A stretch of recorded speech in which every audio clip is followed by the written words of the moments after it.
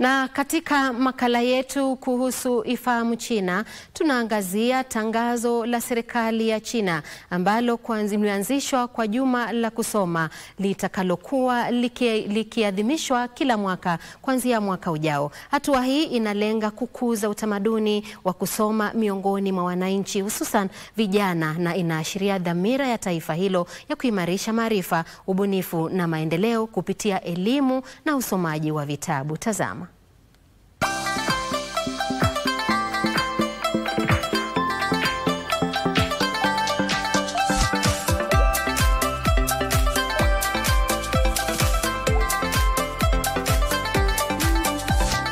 Mkurugenzi mtendaji wa shirika la mazingira la Umoja wa Mataifa Anga Anderson amesema amefurahishwa kuona kuwa mpango huo unalenga maendeleo endelevu, ukisisitiza dhana ya uchumi wa mzunguko na kutokuwapo na taka. Amesema kuwa huu ni mwanzo mpya wenye matumaini makubwa kwa China na dunia nzima. Plans that are going into the 15th five-year plan that will start in 2026, because this plan speaks about zero waste, because this plan speaks about circularity. And so I think that this is a very exciting new chapter that China is opening as well. Naye Sopra Gupta, mshauri mwandamizi katika taasisi ya utafiti wa mahusiano ya China na Marekani, amesema mfumo wa upangaji wa China unabadilika kulingana na wakati ili kuboresha maisha ya wananchi wake. Aliongeza kuwa China imebobea katika kupanga maendeleo yake kwa njia ya kivitendo, jambo ambalo limechangia ustawi wa taifa hilo kiuchumi. Kwa upande wake, Maureen Garuz, mkuu wa eneo la Mashariki ya Kati na Afrika Kaskazini katika jukwaa la uchumi duniani, amesema China imekuwa kinara wa kimataifa katika nyanja nyingi kupitia maendeleo ya ubora wa juu, hususan katika uvumbuzi wa kisayansi. Amesema China si tu mshiriki muhimu wa kiuchumi kwa mataifa mengi, bali pia ni nguzo kuu ya udhabiti katika biashara za kimataifa. Alfred Spike, mkurugenzi wa taasisi ya Asia Mashariki katika chuo kikuu cha kitaifa cha Singapore, amesema anatarajia mpango mpya utaendeleza mageuzi upande wa uzalishaji, kuongeza matumaini ya ndani, kuboresha maisha ya wananchi na kufungua zaidi sekta ya huduma. Gazeti la Pakistan Today liliandika kuwa mpango mpya wa miaka 5 wa China utachochea ukuaji wa ndani na kuathiri kwa njia chanya mwelekeo wa maendeleo duniani. Lilisema kuwa kupitia dira ya kimkakati na uongozi thabiti, China inaendelea na safari yake ya kisasa ya maendeleo, jambo litakaloongoza udhabiti katika uchumi wa dunia. Gazeti la Ujerumani Handelsblatt liliripoti kuwa kikao cha 4 cha kamati kuu ya 20 ya CPC kitaweka mkakati wa maendeleo ya China kwa miaka ijayo, kikieleza nguvu zaidi katika ubunifu wa kisayansi na kiteknolojia. Kwa mujibu wa kituo cha televisheni cha Marekani CNBC, kikao hicho pia kitatangaza vipaumbele vya kiuchumi vya China kwa miaka 5 ijayo, hatua ambayo itatoa mwanga kuhusu mwelekeo wa nchi hiyo katika biashara na uchumi wa kimataifa kwa kipindi cha mwaka 2026 hadi 2030. Of course, we have very high expectations.